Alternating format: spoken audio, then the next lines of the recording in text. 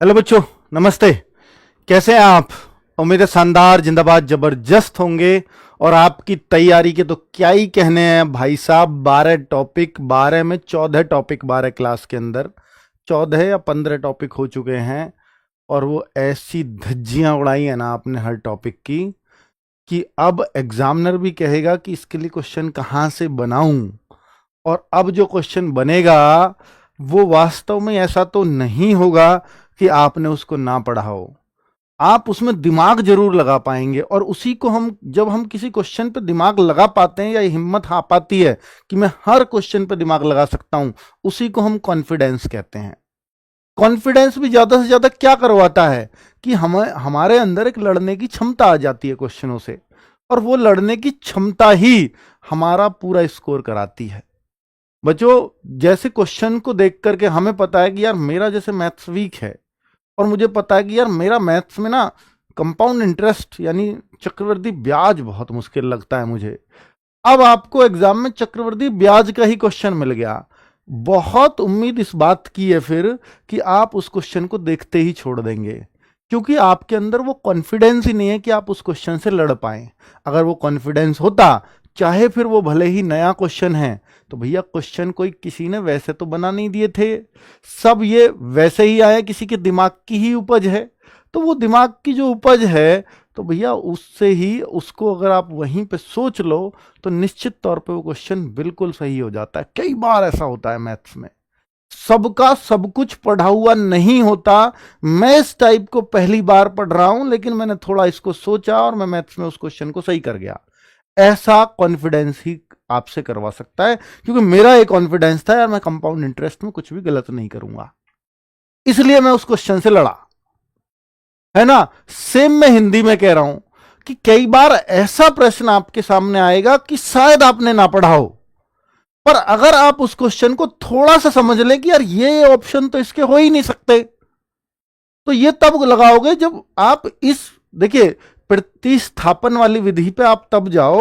मतलब प्रतिस्थापन विधि में इस एलिमिनेट मेथड, इसी को कह रहा हूं कि एलिमिनेट मेथड पर आप तब जाओ जब आपको ये लगे कि ये क्वेश्चन मेरा पढ़ा हुआ नहीं है।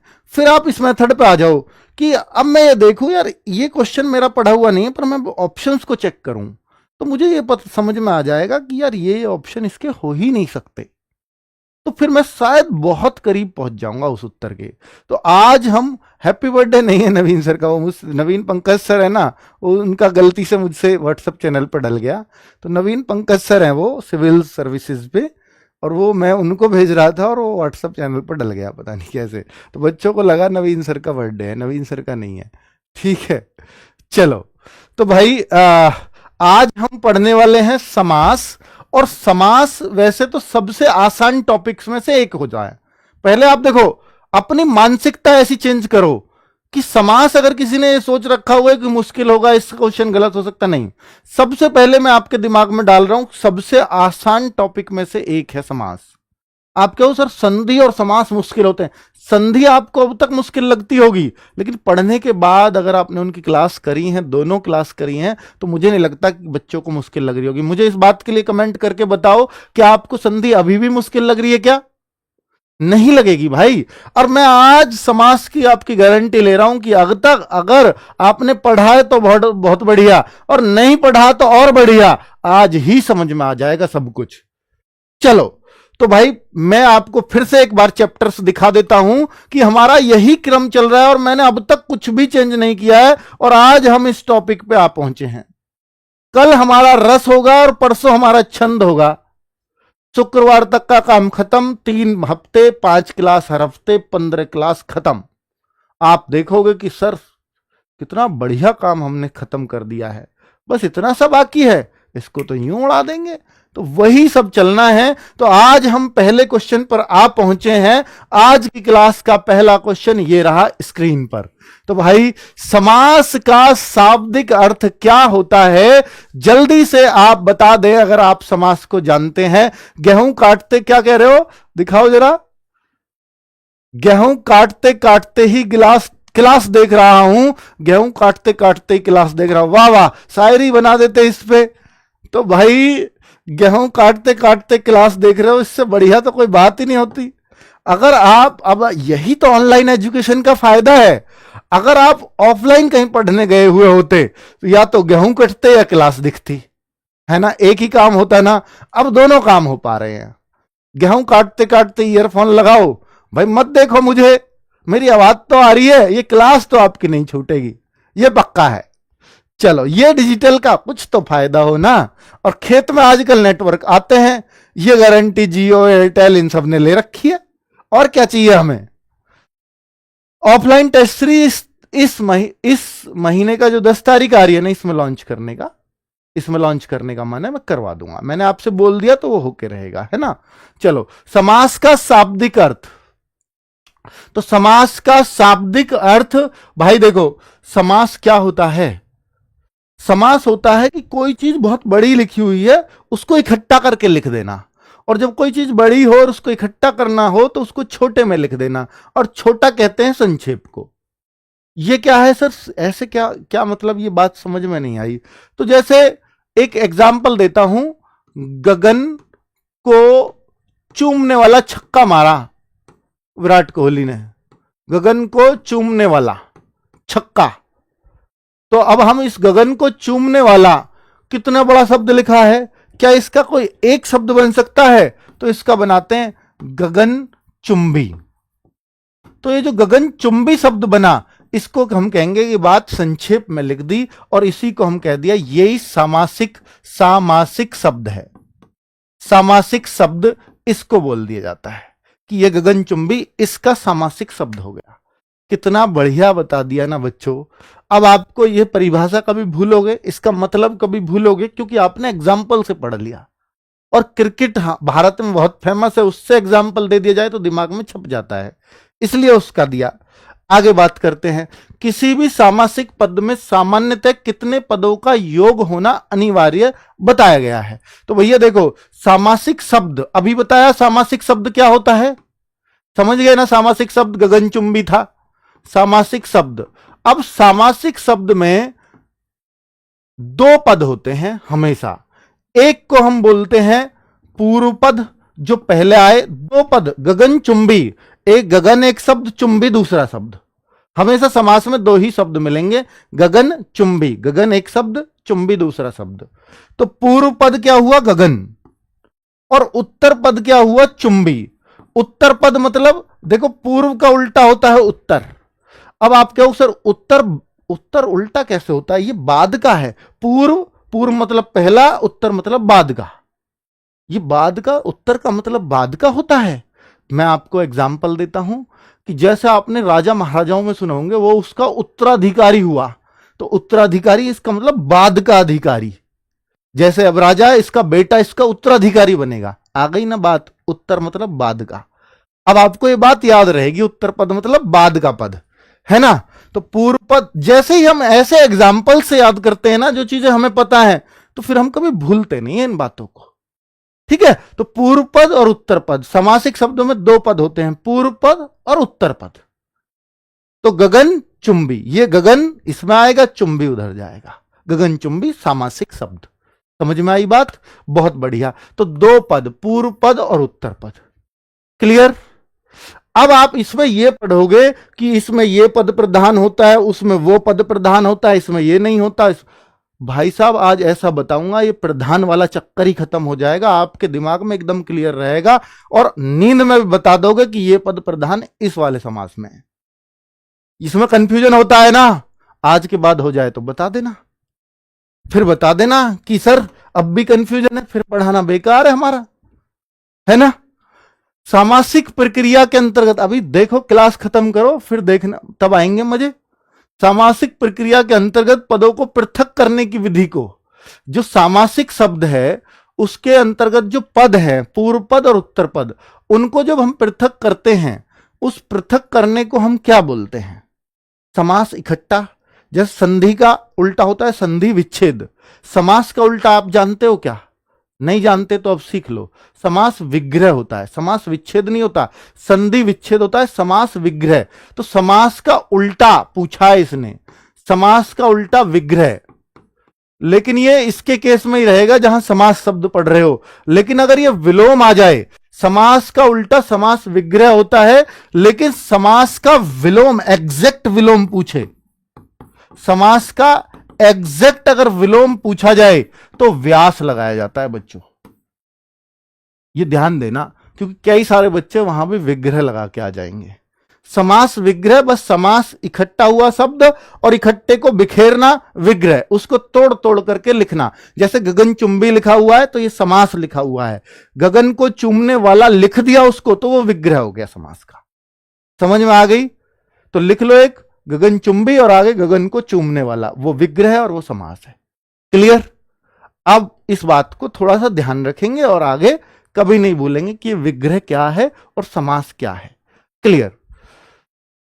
और कल का, हाँ कल का एक प्रश्न था बच्चों, कल का प्रश्न जिसमें बच्चे कंफ्यूज थे कि सर वो उत्तर आपने कल आज बताने के लिए बोला था कि भूषण का, ये मैंने निर्णय नियम पे बताया था ना, तो भैया इसमें मैंने आपको क्या बताया था कि भूष, भूष पे हलंत आएगा, कल नहीं बताया था, और यहां का ए उधर चला जाएगा। क्या से, भाई से को दो भागों में तोड़ोगे तो से यही तो होता है, हलंत लग गया और ए बाद में बोलता है, तो ए उधर चला जाएगा और न जो है अन में बदल जाएगा। भूष प्लस अन, भूषण, है ना? कल भी आप लोगों ने सही किया था, ये मैंने शायद गलत बताया था, तो अभी क्लियर कर लेना, यही उसका उत्तर होता है। क्लैरिटी आ गई अब एकदम से। चलो आज हम बात कर रहे हैं समास की, और समास से कुछ बचेगा नहीं, ये मेरी गारंटी है। आज की क्लास के बाद बच्चों कह देना कि समास मुश्किल है, तो फिर मैं ये कहूंगा कि शायद मैं आपको अच्छे से समझा नहीं पाया। मैं आपकी गलती बिल्कुल नहीं मानूंगा उसमें। सामासिक पदों को जोड़कर जो नवीन शब्द निर्मित होता है उसे व्याकरण में क्या कहते हैं? सामासिक पदों को अगर जोड़कर जो एक नया शब्द बनता है उसमें बताओ, इसको समस्त पद, संधि पद, उपसर्ग पद। अब बच्चों देखो समस्त पद क्या है भैया? सामासिक शब्द ही समस्त पद है, दो नाम है उसके। सामासिक, सामासिक पद भी सामासिक, सामासिक शब्द, सामासिक शब्द बराबर समस्त पद, और समस्त पद या समस्त पद एक ही बात है, दोनों बिल्कुल एक है, ये लिख लेना, दोनों बिल्कुल एक ही बात होती है। और इसी के वो दो पार्ट हैं, अगर इनको तोड़ो तो पूर्व पद में और उत्तर पद में टूटते हैं। तो समस्त पद को ही सामासिक शब्द कहते हैं, उसका दूसरा नाम है बस ये समस्त पद। कहीं आपको समस्त पद नाम मिले या सामासिक शब्द नाम मिले, बात एक ही है। ठीक है? जैसे पूर्व पद, पद के रूप में सामासिक पद नहीं बोला जाता, ये तो शब्द बोला जाता, लेकिन पद क्या बोलते हैं इन दोनों को? अगर पदों को मिलाने लगे तो पद के रूप में उत्तर देना हो तो पूर्व पद उत्तर पद को मिला के क्या बनता है? समस्त पद। तो पद, इसमें समस्त शब्द नहीं बोलेंगे कभी, यह सामासिक पद नहीं बोला जाएगा, यह सामासिक शब्द बोला जाएगा। क्लियर? चलो अब आपको बात समझ में आ गई है। समास के भेद अब हम सीखने वाले हैं। समास के भेद कितने होते हैं बच्चों सुनना, और मैं यहीं पर आपके प्रधानों को क्लियर कर दूंगा सबको। तो समास आपका मुख्य रूप से आप जो समास पढ़ते हैं वो 6 प्रकार का होता है। 6 प्रकार, ये 2 प्रकार बाद में बने, पहले 4 ही प्रकार थे। मैं उन चारों प्रकार को लिख रहा हूं, बाद में 2 प्रकार भी लिखूंगा। अव्ययी भाव समास, अव्ययी भाव समास। दूसरा बना तत्पुरुष समास, तीसरा बना द्वंद्व समास, चौथा बना बहुव्रीहि समास। यही बने थे 4 बहुव्रीहि समास। बहुव्रीहि समास, ये 4 समास बने बच्चों। फिर जो समास आगे, अब इन चारों को देखते हैं, बाकी 2 बाद में बनाएंगे, पहले इन चारों को देखते हैं। ये 4 ही बने, तो इनमें जो पहला समास है, पहला हमेशा इसको अव्ययी भाव को माना जाता है, और अव्ययी जैसे इसका तोड़ोगे ना तो इसको अव्यय लिख रहा है ये, तो अव्यय से एक ही समास बनता है, वो अव्ययी भाव है। कई बार ये आ जाता है अव्यय से कौन सा समास बनता है, भाई इसका नाम ही अव्ययी भाव इसलिए पड़ा क्योंकि ये अव्यय से बनता है। इतना शब्द इसमें अव्यय नहीं लिख रहा, बिल्कुल बताओ। तो अव्ययी भाव, तो ये जो अव्यय भाव होता है, अव्यय इसमें शुरू में आता है, शुरू में, तो जो शुरू में आता है तो अरे पहला ही समास है, तो इसमें पूर्व पद ही प्रधान होता है। पूर्व पद प्रधान। और भैया जो दूसरा पद बचा उत्तर पद, तो उत्तर पद को क्या बोलते हैं, उसका नाम प्रधान का उल्टा। उत्तर पद शांत होता, प्रधान मतलब मैं हूं जी, चिल्ला चिल्ला कर बताता मैं हूं। और दूसरा पद होता है शांत, मौन। और मौन को क्या कहते हैं, मौन को मौन नहीं कहते, न शांत कहते हैं। भाई जब एक प्रधान चिल्ला चिल्ला के कह रहा तो दूसरा शांत होता है, मौन होता है, और उसका नाम यहां पर इस समास की भाषा में गौण होता है। गौण, गौण मतलब उस बात का वही है। चलिए अब आगे अगर हम बात करते हैं तत्पुरुष। तत्पुरुष तो भाई देखो, तत्पुरुष समास में जैसे ही यह दूसरा समास आया, पहला समास में पहला पद प्रधान अव्ययी भाव, बाकी जो दूसरा समास आया उसमें उत्तर पद प्रधान, उत्तर पद मतलब दूसरा पद प्रधान, और पूर्व पद फिर दूसरा पद। पूर्व पद जो बचेगा भैया वो दूसरा तो गौण ही होगा। गौण, इसको गौण गौण कहेंगे, ये तो चुप है। अब आगे सर ये दोनों तो इसमें ही हो गए, पहले में पहला पद प्रधान, दूसरे में दूसरा पद प्रधान कर दिया आपने। फिर आगे और बता देते कुछ। द्वंद्व, द्वंद्व में बच्चों ये द्वंद्व समास ऐसा होता है, रात दिन, जो शब्द दोनों एक साथ बोले जाते हों, रात दिन, दूध दही, आग पानी, जल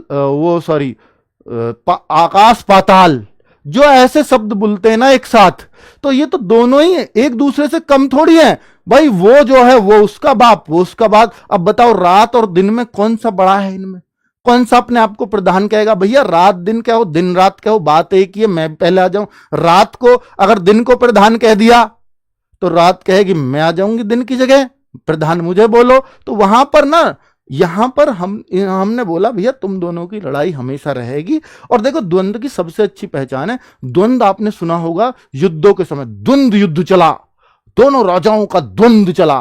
द्वंद्व मतलब युद्ध, उन दोनों शब्दों में युद्ध रहता हमेशा, और वो दोनों शब्द हमेशा साथ साथ आते हैं, अधिकतर वो शब्द साथ साथ मिलेंगे। दूध दही द्वंद्व समास, ऐसे ही कहते हैं, दूध और दही, वो किसी से कम नहीं है। उनका अगर समास विग्रह करोगे ना, बीच में और लग जाता है। दिन रात का अब आप समास विग्रह करो, दिन और रात और लगा दो बीच में बस, क्योंकि दोनों अपने आप में पूरे, माता पिता, दादा पोता, चाचा चाची, भाई बहन, सब इसमें हैं, कोई किसी से कम नहीं है। तो भैया दोनों पद प्रधान, दोनों प्रधान, हमने कह दी भैया लड़ो मत, हम दोनों को ही प्रधान बना देते हैं। ठीक है, अब आप आ जाओ बहुब्री। ये जो बहुब्री समास है ना, बहुब्री, कोई सा भी पद प्रधान नहीं, पहले में पहला प्रधान, दूसरे में दूसरा प्रधान, तीसरे में दोनों प्रधान, चौथे में कोई सा भी नहीं। ये जो बहुब्री है ना, ये दो शब्द मिलकर किसी तीसरे की ओर इशारा करते हैं, जो तीसरा शब्द है वही प्रधान है। क्या बात है यार, कितने बढ़िया है समास। तो तीसरा शब्द कैसे बनता है? इसमें दो पद मिले और तीसरे की ओर, उनका मतलब निकलना चाहिए तीसरे की ओर इशारा हो रहा है। जैसे अगर मैं देखूं 10 आनन, तो आप ये देखते हो 10 आनन माने मुख, 10 मुख हो जिसके, तो 10 मुख। दशानन तो किसी का नाम फेमस था, दशानन किसका नाम फेमस था बताओ मुझे? रावण, अर्थात रावण, ऐसे लिखा जाएगा, अर्थात रावण। तो ये जो रावण है ना, यही प्रधान है, इसमें तीसरा पद प्रधान है। ये दोनों अप्रधान हैं, 10 भी और आनन भी, दोनों अप्रधान।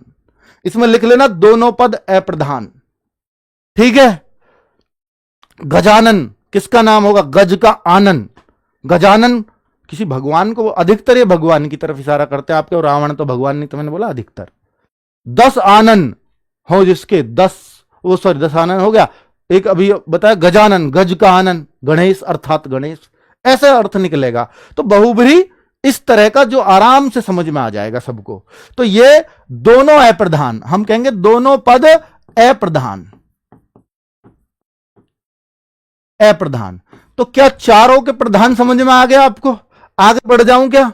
अगर आप कहते हो तो आगे बढ़ जाऊं, और ये तो जाएगा ही नहीं यार, ये तो चलो आप कहते हो तो आगे बढ़ जाऊं। अब मैं तत्पुरुष को दो भागों में और बांट रहा हूं, आप नीचे लिख लेना चाहे ऊपर लिख लेना। भैया ये जो तत्पुरुष है ना, इससे निकले दो समास, दो समास, जिसका एक का नाम कर्मधार्य हुआ, कर्मधार्य हुआ, ठीक है, ऐसे नहीं लिखा जाता, कर्मधार्य ऐसे लिखते हैं। और एक का नाम हुआ द्विगु। द्विगु, और चूंकि ये इससे निकले तो इसके भाग हैं, तो दोनों में क्या होगा, दोनों में ही उत्तर पद प्रधान, क्योंकि इसी के पार्ट हैं दोनों, तो इसमें उत्तर पद प्रधान है, तो यहां भी उत्तर पद प्रधान, यहां भी उत्तर पद प्रधान। तो इन तीन समासों में उत्तर पद प्रधान होता है। किन तीन में? इन तीन में। ये स्ट्रक्चर समझ में आ गया?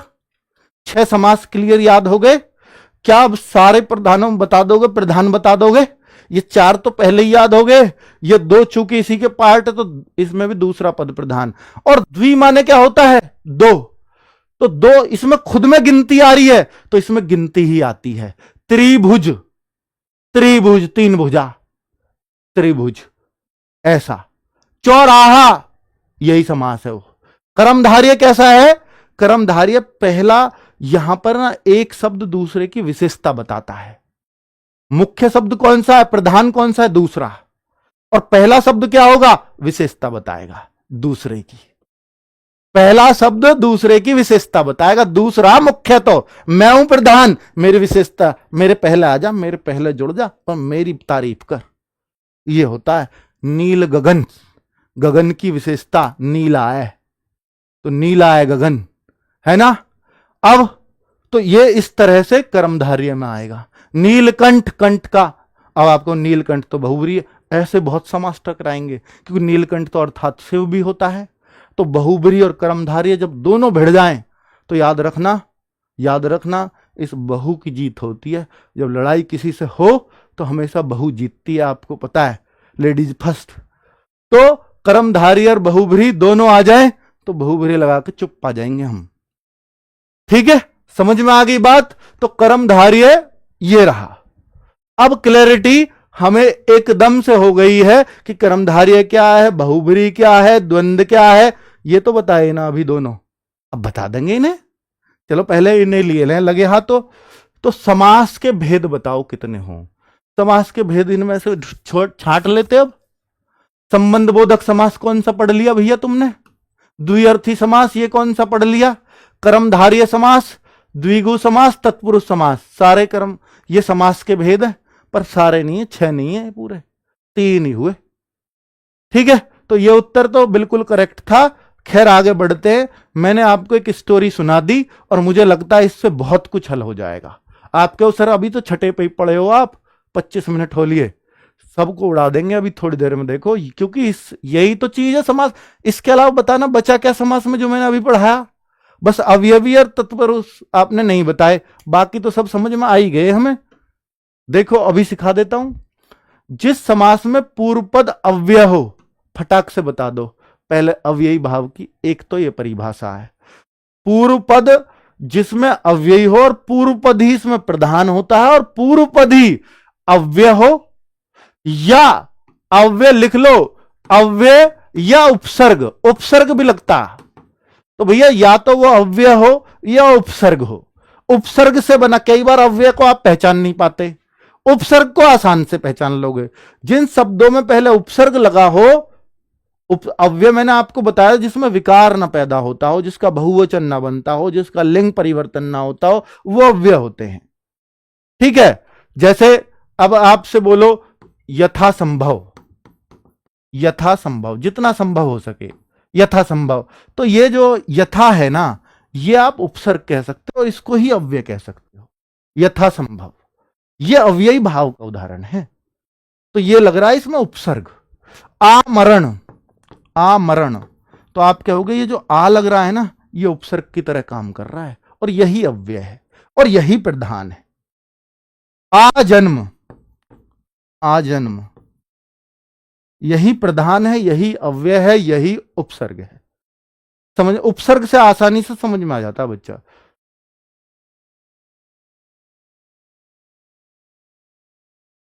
अच्छा सर जी, आप जो पिछली कक्षा में क्वेश्चन करेक्ट करवाते हो उसे रिमूव ना किया करो, क्योंकि वह पीडीएफ में नहीं आता है। ओके, मैं रिमूव नहीं करूंगा, बस उसका उत्तर नहीं लगवाऊंगा। ठीक है, आगे से अगर ऐसा रहेगा अगले दिन आप उत्तर लगा लिख लो। खुश हो अब तो? भाई तुम्हारी सारी बात पहुंच रही है और सारी मानी जाएंगी। और बताओ, तो अव्ययी भाव ये रहा, क्लियर? तो अव्ययी भाव आपको क्लियर हो गया। अब आगे सवाल देखना, किस शब्द में अव्ययी भाव समास नहीं है? अब अव्ययी भाव आप समझ गए हैं, बहुत कुछ बता दिया मैंने अव्ययी भाव का। तत्पुरुष से छोड़ा बस, जिसके बारे में अभी नहीं बताया। तत्पुरुष से ढंग से करेंगे, ढंग से। 6 तरह का हो तत्पुरुष और सारे कारक लगते हैं उसमें, दोनों छोड़ के। चलो, किस शब्द में अव्ययी भाव समास नहीं है? आमरण, भैया इसमें तो है आमरण। यथा साध्य, येरा अव्ययी भाव अव्यय। आजन्म, येरा अव्यय। कितने लोगों ने किया? 89% ने। बहुत बढ़िया, ऐसे चाहिए मुझे उत्तर। और अब भी अरे यार अभी तो बताया यार, ये भी यार 89 ने किया, मुझे थोड़ी ज्यादा उम्मीद थी। बताओ, क्योंकि जो बच्चे पिछली बात नहीं सुनते वही गलत करते हैं, मुझे तो ऐसा लगता है, मुझे ऐसे मानना है, मैं गलत भी हो सकता हूं। और हां, एक और अव्ययी भाव का दूसरी पहचान बता दूं, रातों रात दिनों दिन तरक्की करता जा रहा है। ये दोनों उल्टे नहीं हो बस किसी के, एक उल्टे, एक कभी कभी ऐसा आता है, देखो, हाथों हाथ दिनों दिन तरक्की करता जा रहा है, रिपीट, पुनरावृत्ति हो रही हो। हाथों हाथ, रातों रात अमीर बन गया, रातों रात अमीर हो गया। तो ये पुनरावृत्ति हो रही है दो शब्दों की, एक जैसे शब्दों की पुनरावृत्ति, हाथ की पुनरावृत्ति। ठीक है, तो ऐसे शब्दों में हमेशा अव्ययी भाव आएगा, पुनरावृत्ति शब्दों में भी अव्ययी भाव आएगा। आप कहो कि सर ये जो है ना, ये तो यहां पे उपसर्ग भी नहीं है, अव्यय भी नहीं है, तो एक पहचान और लिख लो अव्यय भाव की, कि पुनरावृत्ति वाले शब्दों में अव्ययी भाव आएगा। तो ये पहचान लिख लो ताकि आगे याद रहे। ठीक है, चलो आगे बढ़े। और एक और बात बता दूं बच्चों, बड़ी खास, कि एक क्वेश्चन ऐसे ही आ गया, क्योंकि बच्चों को ऐसे रटवाया जाता है। तो बच्चों क्वेश्चन कितना तगड़े तरीके से बनाता है ना वो भाई, ऐसे। ये क्वेश्चन पेपर में आ गया, अब बच्चा क्या लगाएगा? इसमें समास बताओ, इसमें समास। अब बच्चे ने सोचा यार, रातों रात दिनों दिन हाथों हाथ, बिल्कुल ऐसे धर्माधर्म। तो बच्चे इसको भी धर्म पड़ता है, इसको भी धर्म पड़ता है। भैया इसको तोड़ के देखो एक बार, ये धर्म और अधर्म आएगा। इसको अगर तोड़ोगे तो धर्म और अधर्म है, ये धर्म की पुनरावृत्ति नहीं हो रही। धर्म और धर्म होता तो समझ में आता। ये धर्म और अधर्म एक दूसरे के उल्टे शब्द हो गए, जैसे माता पिता उल्टे शब्द। जब उल्टे शब्द होते हैं तो उसको द्वंद्व समास कहते हैं। बच्चों ये क्वेश्चन इतना चर्चित रहा था जब ये आया था, क्योंकि हर बच्चा इसको अव्ययी भाव लगा के आया था। अब आप बताओ, ऐसी गलतियां करते हैं बच्चे, पर अब आज के बाद आप इसे गलत नहीं करोगे, मुझे पूरा विश्वास है, क्योंकि ये उल्टे शब्द हैं। इनको तोड़ के देख लो, दिनों दिन, ये दिन का उल्टा तो नहीं आ रहा, रात होती तो समझ में आता, रातों रात ही तो रात की पुनरावृत्ति है, धर्म की पुनरावृत्ति नहीं है, धर्म और अधर्म की है ना। चलो सर, ऑफलाइन प्रैक्टिस सेट इस 10 तारीख को लॉन्च हो सकते हैं, आपसे मेरी विनती है 10 तारीख को, पक्का 10 तारीख को। जिस समास में कारक की विभक्ति चिन्हों को पूर्णतः लोप हो जाता है, वह किस समास का मुख्य लक्षण है? बताओ, समास में कारक की विभक्ति चिन्हों का। अब बच्चों मैं अभी उस समास के बारे में बताया नहीं है, अब मैं बताने जा रहा हूं। अब एक समास और पढ़ाने जा रहा हूं जो अभी तक नहीं पढ़ाया। बाकी सारे समासों को तो अभी आप फेंक दोगे, ऐसे करोगे, ऐसे गुरुजी अगला ऐसे करोगे। तो तत्पुरुष समास जो है, इसके बारे में हमें पढ़ना है। इसमें इतना तो हम जान गए हैं कि दूसरा समास है हमारा, तो दूसरा पद प्रधान। पहला समास में पहला पद प्रधान, तो दूसरा पद प्रधान होता है इसके अंदर। और एक और बता दूं कि जब भी इसको तोड़ते हो तो कारक की विभक्ति चिन्ह लगाते हैं। तो जो मैंने आपको एक शब्द लिखा था गगनचुंबी, वो उसमें यही समास है, तत्पुरुष। क्योंकि जब आप इसको तोड़ोगे तो गगन को चूमने वाला, चलो ये वाला को तो बाद में छोड़ दो, लेकिन गगन को और चूमने को किससे जोड़ा हमने? कारक की विभक्ति। कारक की विभक्ति क्या है? कर्ता ने, कर्ता और अधिकरण छोड़ दो, पहला और लास्ट का, बाकी कर्म को, कर्म में आता है को, करण से, संप्रदान के लिए आता है, तो वो जैसे रसोई घर, तो इसका मतलब क्या होगा? रसोई के लिए घर, रसोई के लिए घर। तो यहां पर कौन सा, इसको अगर तोड़ते हो तो इसमें के लिए लगेगा, इसलिए के लिए किस में लगता है, संप्रदान में, तो इसको संप्रदान तत्पुरुष। तो पहले तो ये देखो कि जिसको तोड़ने में कारक की विभक्ति यूज हो रही हो वही तत्पुरुष है। फिर कौन सी कारक की विभक्ति हो रही है, आप कहोगे सर संप्रदान की, तो इसलिए संप्रदान तत्पुरुष है। कितना आसान है सर, ये तो बहुत आसान है। आप कहो जैसे गगन को चुंबी, तो भैया गगन को चूमने वाला, तो गगन को चूमने वाला तो कारक की विभक्ति हो गई, और जब कारक की विभक्ति होगी तो तत्पुरुष होगा, और जब तत्पुरुष होगा तो कौन सा तत्पुरुष होगा, को किस में आता है, कर्ता ने कर्म को, कर्म को, तो कर्म तत्पुरुष, कर्म तत्पुरुष। कितना आसान है बच्चों। अब आप इसमें आ जाओ, तत्पुरुष उत्तर, ये तो इतना ही हो गया। बाकी सारे जिसमें संबंध भी आएगा उसमें संबंध तत्पुरुष हो जाएगा। राजपुत्र, राजपुत्र में कौन सा समास है, आप कहो सर राजा का पुत्र, राजा का पुत्र, राजा का पुत्र, तो ये का कौन से में होता है, संबंध, का की के, संबंध तत्पुरुष, राजपुत्र। बहुत बढ़िया, चलो आगे बढ़ते हैं। गौशाला शब्द का शुद्ध सामासिक विग्रह, गौशाला बताओ बच्चों, गौशाला। अब यहां पर बच्चा कंफ्यूज हो जाता है। कैसे कंफ्यूज हो जाता है कि सर संप्रदान लगाऊं या संबंध लगाऊं, संप्रदान लगाऊं या संबंध लगाऊं, क्योंकि गौशाला को अधिकतर बच्चे गाय के लिए शाला ही करेंगे, मुझे जो लगता है 70% यही कर रहे हैं। और जबकि यह होता है गाय की शाला, गौशाला गाय की शाला, गाय की रहने का स्थान, गाय का रहने का स्थान।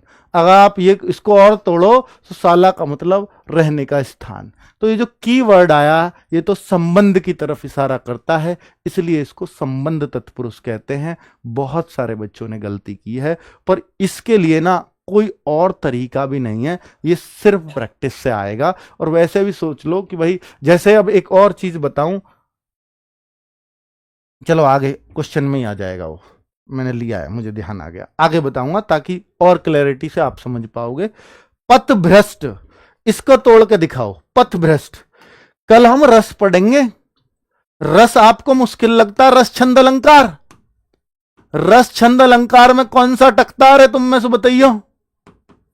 2 सवाल भी आते हैं रस से, कभी एक आता है कभी 2 आते हैं, पर क्या इनसे अटकते हो आप, क्या ये मुश्किल लगते हैं? मुझे लगता है सबसे आसान है ये पूरी हिंदी में, सबसे आसान। रस से ही आपको रस ना आ जाए तो बता देना।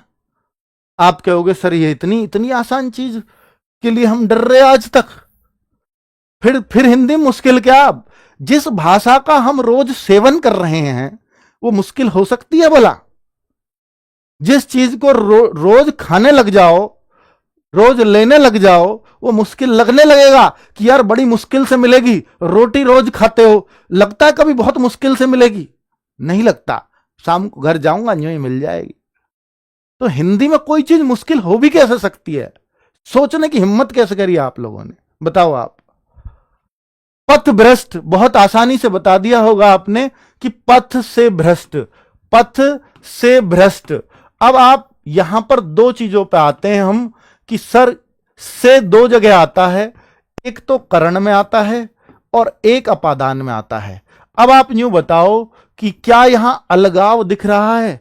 पथ से भ्रष्ट मतलब पथ से अलग हो गया, भ्रष्ट मतलब अलग, रास्ते से अलग चल रहा है। पथ भ्रष्ट किसको बोलेंगे? जो रास्ता भूल गया हो। सर आप पथ भ्रष्ट हो गए हो, है ना? और पथ भ्रष्ट और पथ भ्रष्ट है तो भैया एक ही उत्तर हो सकता है, अपादान तत्पुरुष। 46% का ही आया है मात्र, ये पता नहीं क्यों। क्या आपने पथ में भ्रष्ट कर दिया जो अधिकरण लगा रहे हो? 12% से पूछ रहा हूं मैं, एक करण वाले कह रहे हैं चलो इनका मैं मान सकता हूं, से तक तो ये भी पहुंच गए, पर भैया पथ द्वारा भ्रष्ट, ये तो फिर वो हो जाएगा पथ भ्रष्ट, पथ ने भ्रष्ट किया हो जैसे इसको। इस से का मतलब तो द्वारा होता है। हां, ये इसमें आएगा हस्तलिखित। बताओ आप ये किसमें आएगा? हस्तलिखित, हाथ से लिखा हुआ, हाथ से लिखा हुआ, हस्तलिखित आएगा, हाथ से लिखा हुआ। अब हाथ द्वारा लिखा हुआ एक ही बात है, तो इसका मतलब स्पष्ट रूप से यहां करण हो जाएगा, यहां हाथ से अलग नहीं हो रहा है। समझ में आई बात? क्वेश्चन नंबर 10 दोबारा प्लीज। गौ की साला, जो भी किसी चीज के लिए ऐसे बनी हुई हो और ये सजीव चीज हो, तो फिर आप उसको का की के से ही, संबंध से ही उसको दर्शाएं, बजाय इसके के लिए करें आप। संप्रदान है गाय के लिए साला।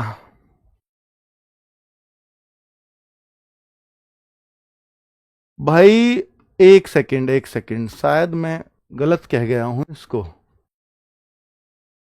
विद्यालय, विद्या के लिए आल्य, उस सेंस में लिया जाएगा आल्य को, ये विद्यालय वाले सेंस में आएगा मेरे ख्याल से। हां सही है बच्चों, संप्रदान है, मैं ही गलत हूं इसमें, मैं गलत साइड में लेके गया हूं। गाय के लिए साला, यही ज्यादा सही है, क्योंकि गाय की ऐसे बना नहीं सकते, तो भाई अब इसको विद्यालय की तरह ही लेना, विद्यालय, तो विद्यालय, विद्या के लिए आल्य, तो वैसा टाइप ही इसको लिया जाएगा। हां, संप्रदान ही आएगा भाई, संप्रदान ही आएगा, बिल्कुल सही है, संप्रदान ही आएगा। ठीक है, 10वें में मैं शायद उसको गलत तरीके से सोच गया। पॉकेट मार, पॉकेट मार, तो पॉकेट को मारने वाला, यही बना सकते हो या कुछ और भी बना सकते हो? पॉकेट को मारने वाला, ये जो को है भैया, और क्या बना सकते हो खुद बताओ? पॉकेट को मारने वाला ही तो बना सकते हो, पॉकेट मार। तो पॉकेट को मारने वाला, और को आता है कर्म में, और कर्म कितने लोगों ने लगाया? ए। कितने लोगों ने? 77% ने। बहुत बढ़िया, ये तो सही किया है आपने। सत्याग्रह, अब देखो, ये देखो सत्याग्रह, सत्याग्रह, तो इसका आप बताओ क्या हो सकता है? ये देखो सत्याग्रह क्या होता है, सत्याग्रह चलाया था आपको पता है महात्मा गांधी, तो देखो सत्य के लिए रिक्वेस्ट, आग्रह, सत्य के लिए प्रार्थना, सत्य के लिए आग्रह किया गया था।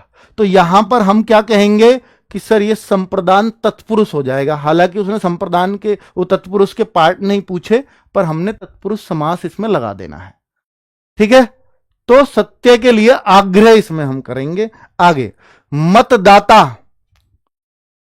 अपने मत को देने वाला, मत को देने वाला, वही तो मतदाता होता है।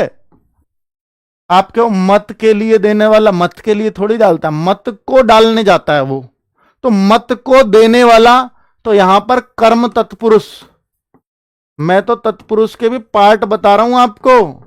कर्म तत्पुरुष, कर्म कहां है? कर्म नहीं है, तत्पुरुष है ओनली, तो कर्म तत्पुरुष। बहुत बढ़िया, कितने लोगों ने? 93% लोगों का एकदम करेक्ट उत्तर आया भाई, अब कमाल कर रहे हो आप। किस शब्द में अधिकरण तत्पुरुष समास नहीं है? अधिकरण का पहले बताओ मुझे क्या होता है? कर्ता छोड़ दो, कर्ता ने कर्म को करण से, संप्रदान के लिए अपादान से, संबंध का की के, अधिकरण में या पर, यहां पर दो ही चीज आएंगी, अधिकरण में या पर। तो देखो घोड़सवार को क्या लिखोगे? इसका मतलब क्या है? घोड़े पर सवार, घोड़े पर सवार, घुड़सवार। तो पर मतलब अधिकरण है पक्का। जलमग्न, जलमग्न जो जल में डूबी हुई हो, तो जल में मग्न, जल में मग्न रहने वाला, जलमग्न, तो ये भी अधिकरण में आ गया। लोकप्रिय, लोक मतलब संसार, लोक मतलब संसार, तो भैया ऊपर जल था, तो लोक मतलब संसार में प्रिय कर दो, संसार में प्रिय, लोकप्रिय हो गया, ये भी अधिकरण आ गया। सेना नायक, सेना का नायक, सेना का नायक, ये आपका कौन सा हो गया? संबंध तत्पुरुष। उत्तर यही नहीं है अधिकरण, बाकी सारे अधिकरण है। 52% ने उत्तर दिया है मात्र। भाई सामने कैसा आओगे आप? मेरे सामने आ तो जाओ, एक बार आ जाओ, बस एक बार, तुम्हें पता लग जाएगी फिर मैं कौन हूं। मतलब इसमें भी आप गलत करोगे? 52% मात्र। चलो, विशेषण और विशेष्य के योग से मैंने एक बताया था, आपको याद होगा, विशेषण और विशेष्य के योग से एक समास बनता है, इसको उपमेय उपमान भी कहते हैं। उपमान जिससे तुलना की जाए, उपमान आप अर्थात वो कह सकते हो कि भैया ये उपमान होता है विशेष्य, विशेषण जो उपमान होता है और ये उपमेय होता है। उपमेय उपमान भी कह सकते हैं इनको। उपमेय उपमान मतलब दोनों की कंपैरिजन किया जाता है, तुलना किया जाता है इसमें, तो वे और विशेषण विशेष्य भी कह सकते हैं। तो एक ही समास है ऐसा, कर्मधारय। नील गगन, गगन की हमने याद रख लिया, एक गगनचुंबी याद रखा, उससे तत्पुरुष की परिभाषा याद रहेगी, गगन को चूमने वाला, अर्थात वहां कारक आता है। और एक हमने नील गगन, ऐसे नील गाय, गाय की विशेषता, नील गाय, तो कर्मधारय। तो नील जो है वो विशेषण है और गाय उसका मुख्य शब्द है, तो गाय विशेष्य हो जाता है। विशेषण विशेष्य ऐसे कहते हैं। चलो तो अगली बात करते हैं भाई। अब इसमें साफ साफ कर्मधारय आपको याद हो गया, अव्ययी भाव खूब स्पष्ट रूप से पढ़ा, तत्पुरुष क्लियर हो गया, कभी नहीं भूलोगे। अब कर्मधारय पे आ चुके हैं, उसके एग्जाम्पल। चंद्रमुखी, अब आप बताओ चंद्रमुखी में, चंद्रमुखी कौन सा समास हो सकता है? तो भैया ये जो कह रहा, मुख जो है उसका चंद्रमा के समान है। चंद्रमुखी कौन होता है बताओ? भैया यार ये चंद्रमुखी सी लग रही है, इसका जो मुख है वो इतना सुंदर है, बिल्कुल चंद्रमा लगता है। तो भाई मुख की तुलना, मुख्य शब्द प्रधान मुख है और चंद्रमा उसके पास नहीं है, मुख है उसके पास, उसकी चंद्रमा से तुलना कर डाली। तो चंद्र एक विशेषण है, मुख मुख्य शब्द, ये विशेष्य है, मुख की तुलना हुई है। तो चंद्रमुखी, और जब भी ऐसी चीज हो तो वो कर्मधारय में आता है, इतना तो स्पष्ट हुआ, कर्मधारय। और दूसरा एक और बात बता दूं, एक और बात इसमें, चंद्रमुखी ये कर्मधारय। उपमेय उपमान कौन सा है? उपमान वो जो बहुत फेमस वस्तु है जिससे तुलना की जा रही है, उपमान है वो, और जिसकी तुलना की गई वो उपमेय है। उपमेय उपमान ये होते हैं। चंद्रमा के समान मुख, तुलना हुई ना, उपमेय उपमान। पंचवटी, पांचवटी, भैया पंच गिनती आ गई, और जब गिनती आ जाएगी तो कौन सा? एक ही लगेगा गिनती में, तो द्विगु समास और कोई भी नहीं। नेक्स्ट, किस विकल्प में कर्मधारय समास नहीं है? कर्मधारय समास नहीं है। नील गाय कर्मधारय ही है भाई, तब से ही सिखा रहा हूं इसको। तो इसको जिसने बता दिया तो मानूंगा कि तुम सामान्य व्यक्ति नहीं हो, सामान्य स्टूडेंट नहीं हो। आज का सबसे मुश्किल सवाल, आज का सबसे मुश्किल सवाल, और मैं ये भी मानता हूं कि आपने पढ़ा नहीं होगा, इसलिए सवाल देखते हैं कितने लोग इसे कर पाएंगे। आज का सबसे मुश्किल सवाल, कितने लोग इस चैलेंज को एक्सेप्ट कर पाएंगे? नील गाय, गाय से स्पष्ट हो गया कर्मधारय होगा, इसमें तो कोई डाउट ही नहीं है, ये कर्मधारय है। आप पर बीती हुई, आप पर बीती, अधिकरण तत्पुरुष, अधिकरण, उत्तर तो यही लगेगा, उत्तर तो यही लगेगा। मैं बाकी को गलत करके दिखाऊंगा या इनमें कर्मधारय क्यों है ये और बताऊंगा। मेरा काम केवल इतना नहीं है कि मैं सही उत्तर लगा दूं। 44% ने सही दिया, फिर भी बहुत बहुत दिया यार, बहुत दिया। बहुत, मैं इतनी उम्मीद नहीं कर रहा था। आप पर कोई बीती बात हो तो उसको आप बीती कहते हैं। देहलता, लता, लता मतलब बेल होती है, लता मतलब बेल। बेल देह के समान हो, शरीर के समान हो, इतनी मोटी मोटी बेल, देहलता। तो देहलता, लता की विशेषता है कि वो देह के समान है, तो कर्मधारी है, इसलिए तुलना हुई है। लघु कथा, कथा की विशेषता कि वो लघु है या बड़ी है, तो भैया कर्मधारय है। अब आप बताओ यार, इनमें कर्मधारय क्यों नहीं था? हां, इसमें कंफ्यूज बच्चे हुए होंगे, देहलता उनको समझ में नहीं आ रहा होगा, इसलिए मैंने मान लिया, इसलिए ये मुश्किल लिखा। अगर ये समझ में आ जाता तो मैं मुश्किल लिखता ही क्यों। ठीक है, तो उत्तर इसका सी ही होगा, क्योंकि उसने बोला कर्मधारय कौन से में नहीं है, ये साफ दिख रहा था। चलो, मुझे देहलता का मतलब भी नहीं पता, पर मैं इससे इसका उत्तर तो लगा दूंगा फिर भी, इसलिए हमें सीखना है। ठीक है, क्या पूछ रहा है? क्या नहीं आ रही आवाज?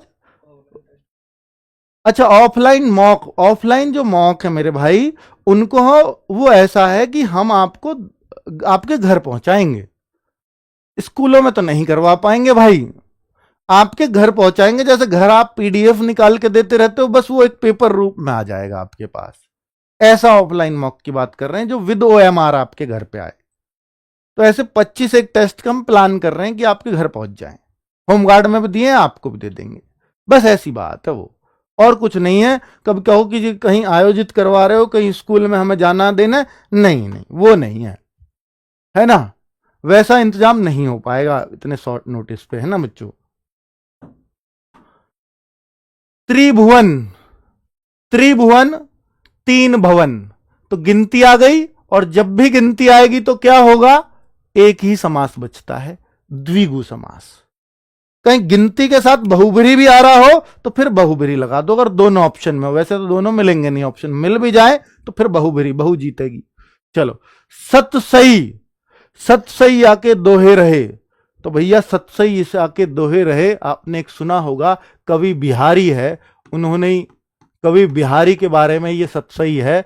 सतसई का मतलब होता है सत, सात, और सई मतलब 100, 700। सतसई का मतलब 700 होता है, और 700 का संग्रह, 700 का संग्रह को हम सतसई बोला है, हमने सतसई बोला है, और वो कवि बिहारी का है।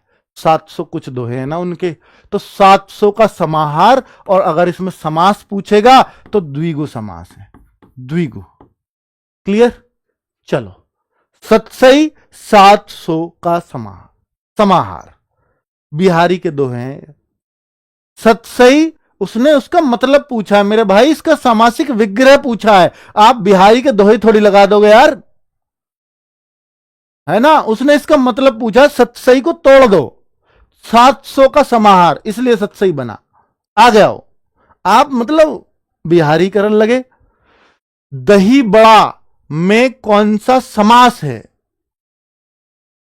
तो भाई देखो, दही बड़ा क्या होता है, दही बड़ा, अब यहां पर बच्चों स्पष्ट रूप से दिखाई दे रहा, स्पष्ट रूप से, स्पष्ट रूप से मुझे दिख रहा है, मुझे स्पष्ट रूप से दिख रहा है कि ये दही में बड़ा, दही में बड़ा, डूबा हुआ बड़ा, दही बड़ा ये होता है। तो दही में बड़ा, तो भैया दही में बड़ा तब दही बड़ा हो, दही में नहीं बढ़ता तो बड़ा ना समझते हो, पश्चिमी यूपी में समझते घुसना। ठीक है, दही में बड़ा, दही में पड़ा, तो दही बड़ा, और अगर पड़ा हुआ होता है तो हमने डाला उसमें, अगर ये खुद ही पड़ा हुआ होता दही पड़ा कहते फिर इसको। तो दही, दही में पड़ा, तो ये अधिकरण तत्पुरुष होगा, अधिकरण तत्पुरुष, तत्पुरुष का भी हमें फिर यह पता होना चाहिए कौन सा तत्पुरुष, अधिकरण तत्पुरुष। उत्तर। चलो नेक्स्ट, समास विग्रह और उनके भेद की जानकारी दे रहे प्रश्न, ये तो कहानी है, इसको पढ़ो। देशभक्ति का समास विग्रह है, और समास विग्रह का भेद बताओ कौन सा है। देशभक्ति का समास विग्रह, देशभक्ति में क्या लिखोगे आप, बताओ आप। देशभक्ति, देश की भक्ति होगी या देश के लिए भक्ति होगी, खुद बताओ। सर ये तो देश के लिए ही तो भक्ति होती है, देशभक्ति क्या है, देश के लिए भक्ति, देश के लिए भक्ति, और इसमें संप्रदान तत्पुरुष, ये तो और कोई ऑप्शन दूर दूर तक नजर नहीं आता। की होगा तो संबंध होगा, से होगा तो करण होगा, पर होगा तो अधिकरण होगा। ये तो परिभाषा बता रहा है इनकी हमें, पर ये तो साफ साफ दिख रहा है 80% का IQ है मेरे भाइयों। इससे आसान सवाल आपको मिलेगा क्या? यूपीएसआई में आया हुआ सवाल है। चलो आगे बढ़ते हैं। सद्भावना शब्द में समास बताओ। सद्भावना, सद मतलब सच्ची, सच्ची भावना, सत भावना, इसका संधि विच्छेद करेंगे तो सच्ची भावना। तो ये भावना की विशेषता हुई कैसी? सच्ची।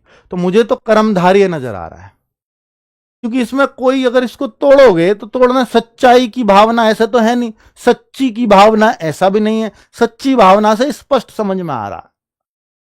ठीक है, तो सद्भावना, तो सद्भावना भावना की विशेषता, भावना कैसी? सच्ची। और सच्ची, सच्ची तो मतलब कर्मधारय, ये तो विशेषता हो गई इसकी। तत्पुरुष जब होता है जब इसमें विभक्ति लगती, विभक्ति नहीं लग रही तो कर्मधारय सीधा, क्योंकि इसी का तो पार्ट है। विभक्ति लग जाए, तत्पुरुष ना लगे तो कर्मधारय।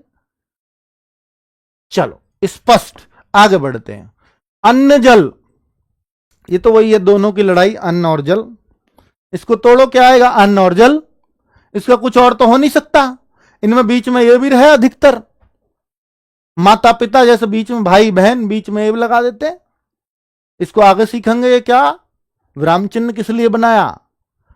ठीक है, अन्न जल शब्द में कौन सा समास है? तो एक ही समास है, द्वंद्व। दोनों में द्वंद्व, दोनों बराबर की टक्कर के हैं, कोई कम किसी से नहीं है। अन्न भी तकड़ा और जल भी तकड़ा। चलो आगे आओ। किस विकल्प में द्वंद्व समास नहीं है बताओ जरा। अब द्वंद्व और स्पष्ट हो जाएगा कि भाई देखो, दाल भात दोनों साथ साथ आते हैं, दोनों बराबर के हैं, ना दाल खाई जाए भात के बिना, ना भात खाई जाए दाल के बिना। ये रे दाल भात, दोनों मतलब बराबर टक्कर है। मैं खाने की तो वैसे ही जोड़ रहा हूं आपके। भूत प्रेत, दोनों एकदम से सुनते हैं, भूत प्रेत एक साथ ही बोले जाते। कई बार बीच में ये लगा देगा, कई बार नहीं लगाएगा। ठीक है, शुभ अशुभ, ये दो शुभ अशुभ, इसको भी हाँ, जैसा मैंने अभी एक चीज धर्माधर्म बताया था, उसमें अभी भाव लगा जाएंगे बच्चे। शुभ अशुभ में भी लगा सकते हैं वो, क्योंकि उनको लगता है शुभ लिख रहा, ये भी शुभ लिख रहा। नहीं, इसको तोड़ो, शुभ और अशुभ, इसको तोड़ोगे तो शुभ और अशुभ, तो फिर तो द्वंद्व हो गया। शुभ आगमन, आगमन की विशेषता है, तो आगमन की विशेषता बताई, ये कर्मधारय हो गया। कर्मधारय, धार्य, ये कर्मधारय है। उत्तर डी। कितने लोगों ने दिया? 61%। 29% तो इसमें लगे पड़े हैं। ओ भैया, भाई इतने इतने मत बीत जाओ खुद से कि उठाने पड़ो। ऐसे मत करो यार, मैं तो आपसे बहुत बहुत उम्मीदें लगाए बैठा हूं सिलेक्शन की, आप ऐसे निराश करोगे? तभी तो यार हिंदी में ये कहूं बच्चों की कि यार 37 में से 28 क्यों होती है। अब ऐसे प्रश्नों को इतना समझाने के बाद भी गलत करोगे, फिर क्या हो गया? ओ गुरुजी मैंने सुनी नहीं थी, थोड़ी मिस्टेक हो गई। भाई क्या यार, ऐसे तो एग्जाम में भी हो सकती है मिस्टेक, फिर क्या कर लोगे? ना मैं कुछ कर पाऊंगा ना आप कुछ कर पाओगे। बताओ आप यार, बहुत मेहनत लगती है आपको सिखाने में, यहां तक लाने में, और फिर आप ऐसे उत्तर देते हो ना, दुख होता है। वही दुख आपके सामने बयां कर रहा हूं। टेक्नोलॉजी का आपको पता 5 साल पहले कही थी, अब भी नहीं आई वो। इंतजार कर रहा हूं जिस दिन हाथ आपके मोबाइल से मेरा बाहर आएगा, उस दिन ही आपको ना तमाचे लगाए ना 5-7 ऐसे सवालों के उत्तर देने पे। वो जिस दिन आ गई, फिर आप नहीं बचोगे मुझसे। ऐसे सवालों पे तो मारूंगा भाई, अगर उत्तर गलत दोगे तो। चंद्रमौली शब्द में कौन सा समास है? चंद्रमौली, मौली पर चंद्र, मौली पर चंद्र हो जिसके, मौली पर चंद्र हो जिसके, मौली मतलब सर, सर पर चंद्र हो जिसके, अर्थात ये तो महादेव शिव आ गए, ये तो शिव आ गए भैया, अर्थात शिव। ओहो, मौली पर चंद्र, मौली चंद्र के समान नहीं है, कर्मधारय तब होता जब मौली चंद्र के समान तुलना हो रही होती। चंद्र मौली नहीं, कर्मधारय तो मत कहना, पर हां ये तो आप कह सको चंद्र पर मौली, चंद्र पर मौली नहीं है, सिर पर चंद्र है। तो भैया इसलिए ये भी सही नहीं बनता, क्योंकि इस पर यहां नहीं लग रहा, ये उल्टा बनाना पड़ेगा, मौली पर चंद्र। तो इसलिए न तत्पुरुष आएगा न कर्मधारय आएगा, एक ही आएगा बहुब्रीहि। और मैंने फिर भी बोला था कि अगर आपको कर्मधारय इसमें लग भी रहा हो, आपको इसमें तत्पुरुष लग भी रहा हो, फिर भी जीतेगी बहुब्रीहि लगाना फिर। ठीक है, आगे बढ़ते हैं। मुरारी, हरे कृष्ण मुरारी। भाई ये मुरारी तो आपको पता है, मुरारी अर्थात कृष्ण, अर्थात कृष्ण, अर्थात कृष्ण, अर्थात कृष्ण। तो जब भी अर्थात किसी तीसरे की तरफ इशारा होता है तो एक ही समास नजर आता है, कोई और नहीं, बहुब्रीहि। बहुत बढ़िया, बहुत बढ़िया आपके आंसर्स आ रहे हैं। मन माना, मन माना या मन चाहा एक ही सवाल है। मन से माना हुआ, मन से माना हुआ, मन माना, मन से माना। तो मन द्वारा माना, से वही से है, अलग तो नहीं दिखा रहा, अर्थात ये करण आएगा, अपादान नहीं होगा, करण तत्पुरुष होगा। ये करण और ये सब तत्पुरुष की ही। भैया इसने तो पूछा ही नहीं ना तत्पुरुष कौन सा, अगर पूछता तो हम कहते करण तत्पुरुष।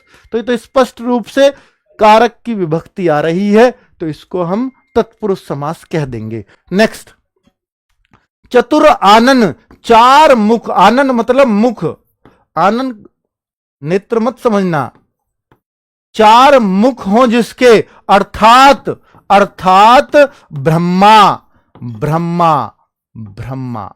ठीक है, ब्रह्मा, ब्रह्मा जी।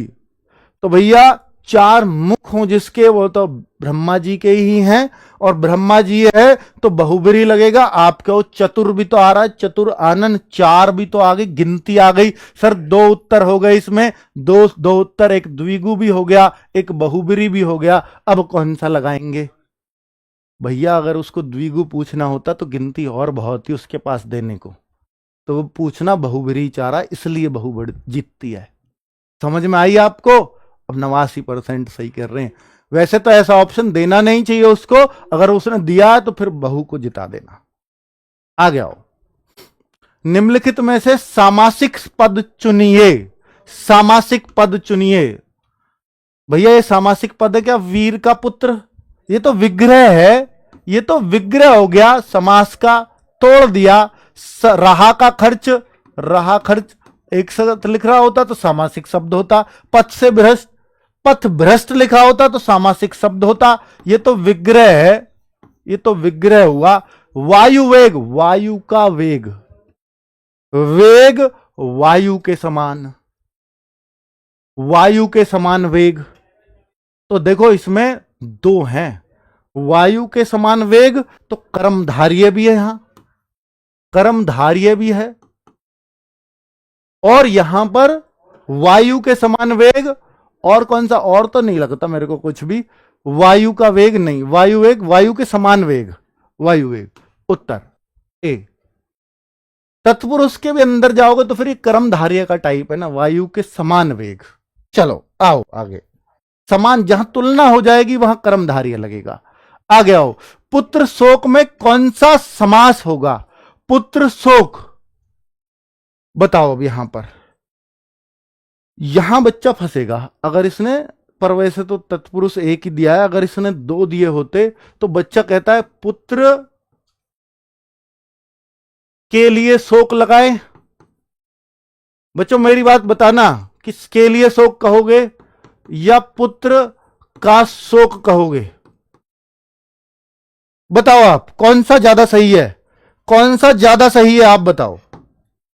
इन दोनों में सही कौन सा है? सही कौन सा है? सही एक ही है बस, बताओ कौन सा है?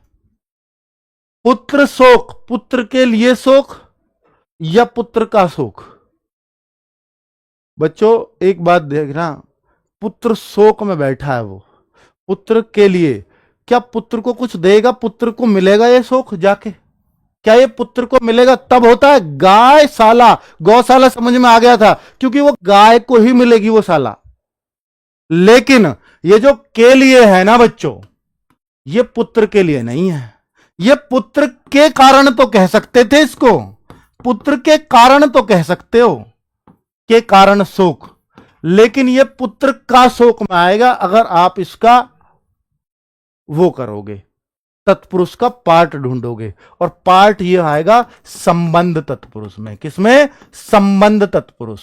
और ये बिल्कुल 100% राइट है, इसमें कोई डाउट मत करना आप, ठीक है। हालांकि यहां ये पूछा नहीं है, यहां सिर्फ तत्पुरुष पूछा है, लेकिन तत्पुरुष का अगर ये पार्ट पूछेगा तो पुत्र का शोक पुत्र के लिए क्यों नहीं है, मैंने आपको बता दिया, क्योंकि ये शोक पुत्र के लिए नहीं जा रहा।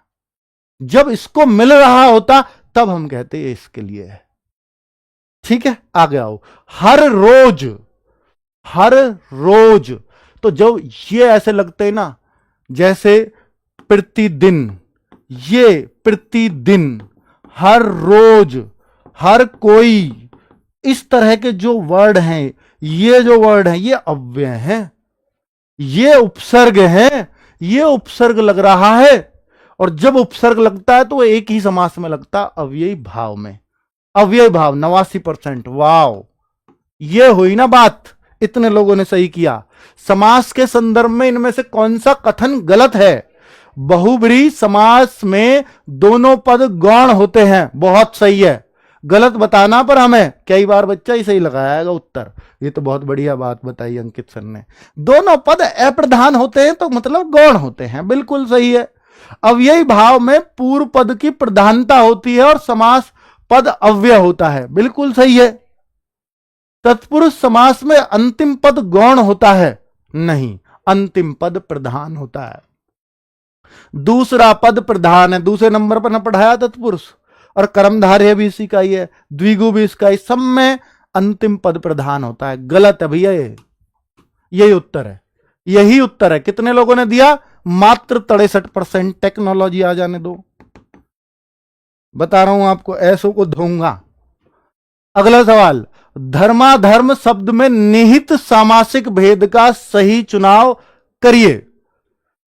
धर्माधर्म ये तो बता ही दिया, इसका क्या ही बताना है। बच्चा गलती से अव्ययी भाव ना लगा जाए, बस गलती से, हाथों हाथ, दिनों दिन, रातों रात का बात अलग है, लेकिन ये धर्म और अधर्म है, दो चीज उल्टी हैं। और जब चीज उल्टी हो तो द्वंद्व युद्ध चलता है, वो द्वंद्व में आएगा, ठीक है। 77%, बहुत बढ़िया। 23% को ढूंढो, कहां है ये? महादेव, इसको गलत करोगे आप पक्का ही पक्का। निम्नलिखित में से किस समास का सटीक उदाहरण है महादेव? किस समास का इनमें से बताओ? महादेव अव्ययी भाव है क्या? कर्मधारय है क्या? द्वंद्व है क्या? द्वंद्व तो बिल्कुल नहीं है, दो चीजों का द्वंद्व। तत्पुरुष है क्या? महा के देव? नहीं, तत्पुरुष भी नजर नहीं आता। अब देव में जो महान हो, तो देव की विशेषता मिल गई मेरे को, मैं कर्मधारय पे जाऊंगा। अब यही भाव है नहीं, और यहां बहुब्रीहि है नहीं, अर्थात शिव हम लगा सकते थे, और जब शिव नहीं है तो सीधी सी बात है कर्मधारय पे लगाऊंगा। अगर बहु होती तो बहुब्रीहि लगता, फिर ले जाती सबको लूट लाट के, ठीक है। चलो, तो ये बहुब्रीहि होता तब जिस समय में पूर्व और उत्तर पद के बजाय किसी तृतीय पद की प्रधानता हो, तो भाई क्या बोलेंगे? जिस समय में पूर्व और उत्तर पद के बजाय किसी तृतीय पद की प्रधानता हो, भैया एक ही उत्तर है, वो तो एक ही उत्तर है, बहुब्रीहि। इसके अलावा तो मुझे कोई और उत्तर नजर नहीं आता। बहुब्रीहि की परिभाषा ही वो है। दशानन सामासिक शब्द निम्न 40 है भैया आज, मुझे पता है। इसको आते ही 38 नंबर आते, पूछो कितने, तो मैंने पहले बता दिया 40 हैं। दशानन, तो दशानन, आनन 10, संख्या द्विगु, द्विगु लगता है, लेकिन अगर बहु भी हो तो भैया बहुब्रीहि ही लगेगा, अर्थात रावण है। दशानन का मतलब अर्थात रावण है। कोई बच्चा अब गलत नहीं कर रहा। 83%, फिर भी 17 कहां पर है ये? 5 और 6, 5% ये, 6% पिछले पे होंगे। द्विगु तो मतलब लगाएंगे, द्विगु लगा रहे हो 5 पर, ये क्यों लगा रहे हो फिर कर्मधारी है? सोचना पड़ेगा भाई। 87 हो गए। चलो, त्रिवेणी शब्द में निहित सामासिक भेद का सही चुनाव कीजिए। भाई ये तो मैं अब क्या ही बोलूं, इसका तो कोई तोड़ ही नहीं है। चलो अगले पे चलता हूं। 39 डाल दे भाई सीधा, 39 क्यों डाले? लास्ट, निम्नलिखित में से किस समास में हमेशा उत्तर पद प्रधान होता है? हमेशा उत्तर पद प्रधान किस समास में, इनमें से बता दो। सर अव्ययी भाव प्रथम पद प्रधान है, द्वंद्व में दोनों पद प्रधान हो गए, बहुब्रीहि में तीसरा होता है, तत्पुरुष में हमेशा दूसरा ही पद प्रधान होगा। बताओ आप, क्या ये गलत है? क्या आपने सही किया था? वो 40वें को अब ये पिछले 39वां नहीं है, इस पे आओ। ऊपर देखो 40 नंबर, हमारा जो ऑपरेटर है उसने एकदम ही अपना दिमाग लगा दिया, 39वां दिया ही नहीं, ये 40वें का उत्तर लगाने को दे दिया आपको सीधा, अन्य दोबारा टाइप करना पड़ता। अब ये सही आएगी नहीं इसकी पोजीशन, क्योंकि अब गलत चेंज तो हो नहीं सकता। ठीक है, तो तत्पुरुष है ये तो साफ साफ स्पष्ट रूप से। और अब होमवर्क क्या है? निरही का संधि विच्छेद बता देना। देवेश में कौन सी संधि है? मेरे हाथ में स्मार्टफोन है, इस वाक्य में कारक बता देना। सीसम का लिंग बता देना। क्षण भंगुर का क्रिया विशेषण बता देना। क्या आप बता पाओगे? भैया बता दोगे आप, तगड़ी चीज हो आप, तगड़ी चीज। तो ये बता देना, ये पांचों के उत्तर। ये है HW का काम, ताकि ये पिछले का कुछ रिवीजन होता रहे। और कल हम पढ़ने वाले हैं बहुत ही शानदार टॉपिक जिसका नाम होगा रस, और ये दिलाएगा आपको रस। आपको पढ़ने में रस अब तक ना आया हो तो इस रस से रस आना शुरू हो जाएगा, इतनी गारंटी है। चलो ठीक है, थैंक यू वेरी मच, नमस्ते।